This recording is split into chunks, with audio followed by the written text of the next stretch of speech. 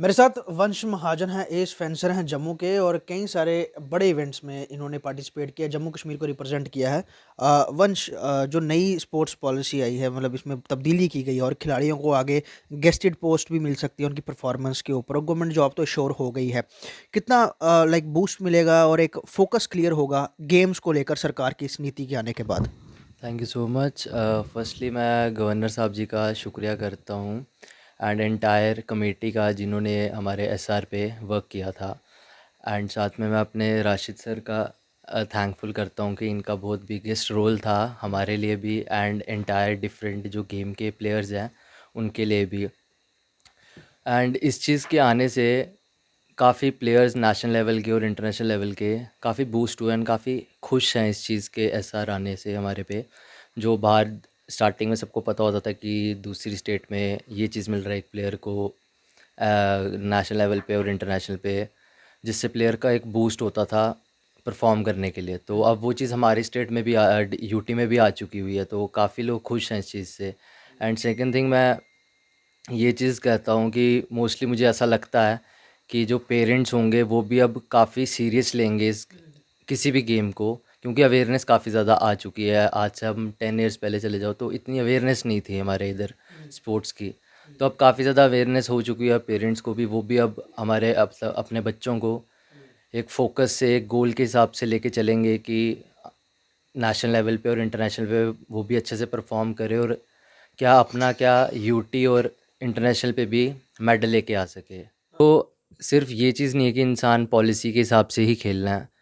जब कोई प्लेयर आता है ग्राउंड पे वो ये चीज़ नहीं देखता कि उसको क्या चाहिए क्या नहीं, वो पहले अपना एक स्टेट के लिए खेलता है, फिर नेशनल लेवल के लिए खेलता है, तो फिर अपना इंटरनेशनल लेवल पे खेलता है। तो उसका फोकस यही होता है कि मुझे इंडिया के लिए मेडल लेना है। वो सेकंड ऑप्शन है कि उसको क्या मिलता है क्या नहीं, वो पार्ट ऑफ लाइफ है, इट्स ओके फाइन। बट अगर सरकार अगर स्पोर्ट्समैन को इतना देख रही है एंड उनके ऊपर इतना वर्क कर रही है तो अच्छी बात है ये आने वाले यंग जनरेशन के लिए। आपको लगता है इससे आगे वाले समय में जम्मू कश्मीर का जो फ्यूचर, स्पोर्ट्स फ्यूचर है, वो बहुत ज़्यादा बदल जाएगा?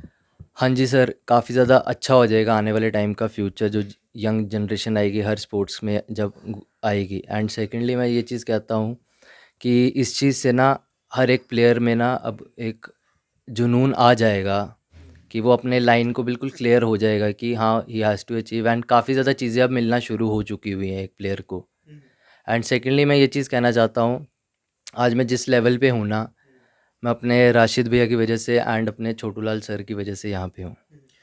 मेरे साथ श्वेता जी हैं, श्वेता ठाकुर गोल्ड मेडलिस्ट हैं जूडो में और इकलौते गोल्ड मेडलिस्ट हैं जिन्होंने जम्मू कश्मीर को मेडल हासिल करवाया था। श्वेता जी, नई स्पोर्ट्स पॉलिसी में अगर हम देखा जाए, बड़ा लंबा प्लेयर्स ने स्ट्रगल भी किया और कईयों को उसका बेनिफिट आगे अब मिलेगा, तो आप इस पॉलिसी को किस तरह से देखते हैं? क्योंकि अब एक लंबे वक्त में आपने भी अब गेम को दिया है और जम्मू कश्मीर को मेडल तालिका में भी मेडल दिलवाया है।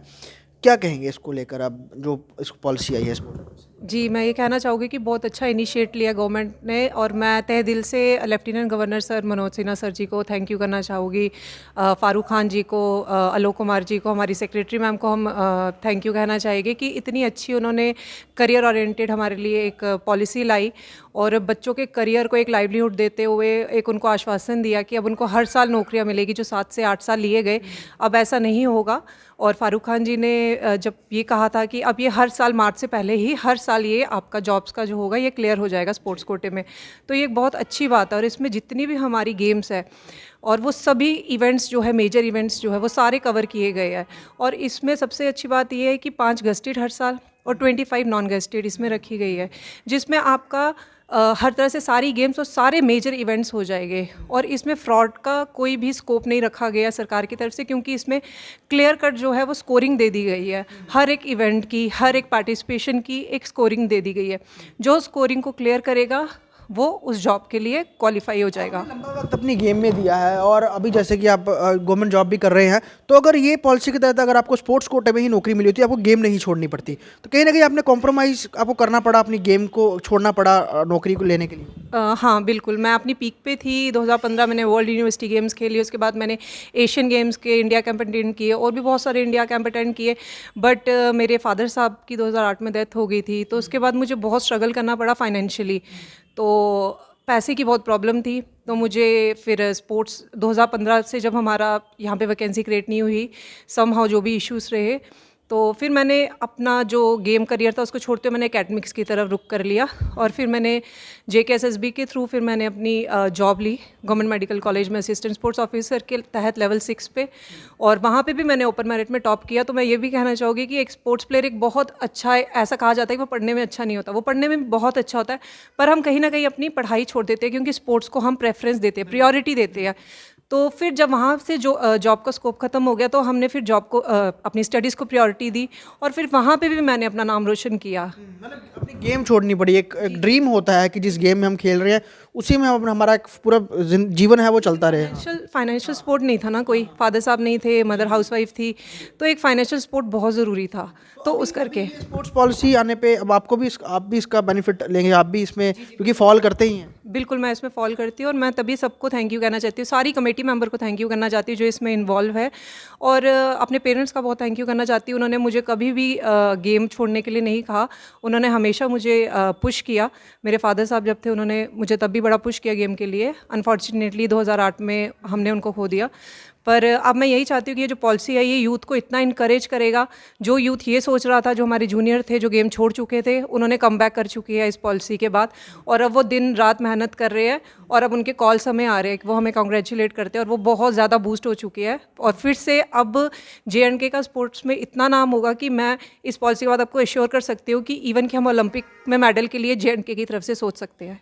आप भी दोबारा फील्ड पे अब मतलब आएंगे, जिस तरह से अगर उसको लिए आपको ऑप्शन मिलता है और आप उसके तहत चुन कर आते हैं तो अपनी गेम में वापसी करेंगे, तो यकीनन आप मैदान में भी अपने गेम के लिए भी वापस बिल्कुल बिल्कुल, मैं बिल्कुल वापस आऊँगी, क्योंकि इसमें प्रमोशन पॉलिसीज़ भी है, और जितने हमारे मेजर इवेंट्स इसमें डाले गए हैं उसमें अगर आप मेडल आते तो आपको आगे प्रमोशंस भी है।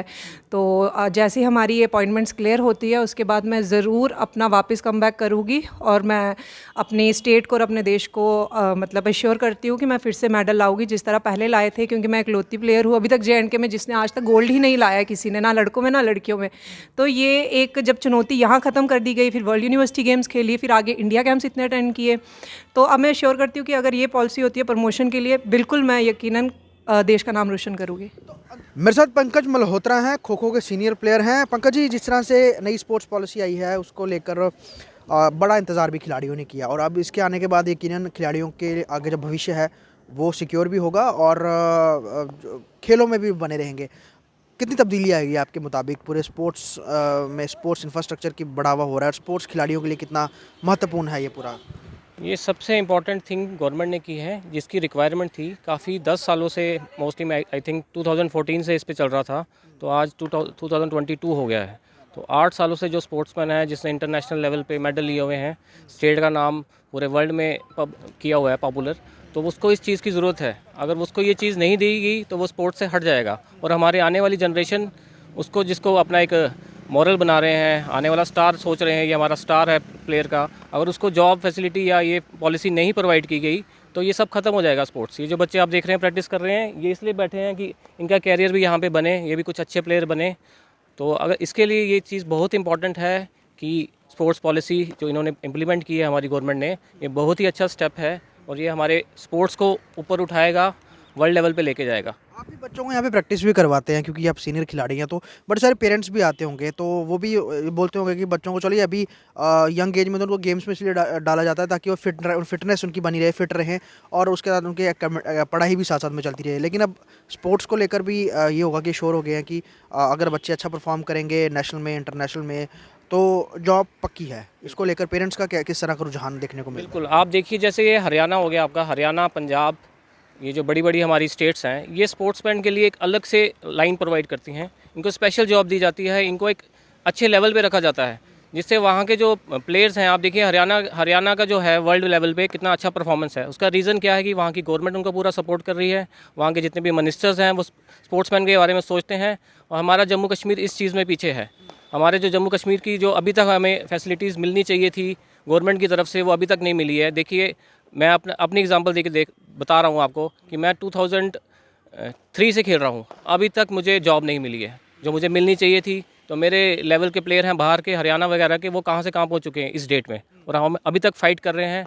तो जिसकी रिक्वायरमेंट थी, आई होप कि हमारा स्पोर्ट्स का लेवल इन चीज़ों से ऊपर बढ़ेगा और ये बहुत बड़ा स्टेप है आने वाले प्लेयर्स के लिए। आने वाले प्लेयर्स के लिए बहुत बड़ा स्टेप है। साफ तौर पे जैसे इन्होंने भी कहा कि एक लंबा योगदान दिया गेम में, लेकिन भविष्य सिक्योर नहीं था, नौकरी नहीं थी और बड़े सारे लोगों खिलाड़ियों ने इसी वजह से अपनी गेम्स तक छोड़ दी और अपने भविष्य के लिए उन्होंने कुछ और जो है ज़रिया ढूंढ लिया। लेकिन अब स्पोर्ट्स पॉलिसी यकीनन अच्छे परफॉर्मर्स को, जिन्होंने चाहे वो कॉमनवेल्थ गेम हो, एशियन गेम हो, ओलंपिक्स हो और उसके अलावा यूनिवर्सिटी जो के लेवल पे गेम्स होती हैं उसमें पार्टिसिपेट करेंगे, तो उस पर उन सबको जो है नंबर दिए जाएंगे और नंबर के मुताबिक नॉन गेस्टेड और गेस्टेड पोस्ट हर साल जो है वो सरकार निकालेगी। और इसको लेकर भी अब जो खिलाड़ी हैं उनमें बहुत खुशी भी है और यकीनन देर से आए, इंतज़ार तो काफ़ी देर से कर रहे थे, लेकिन अब कई लोगों का ये कहना है कि इससे भविष्य में खिलाड़ियों का जो है वो जो लाइफ है वो भी सिक्योर रहेगी, उसके साथ ही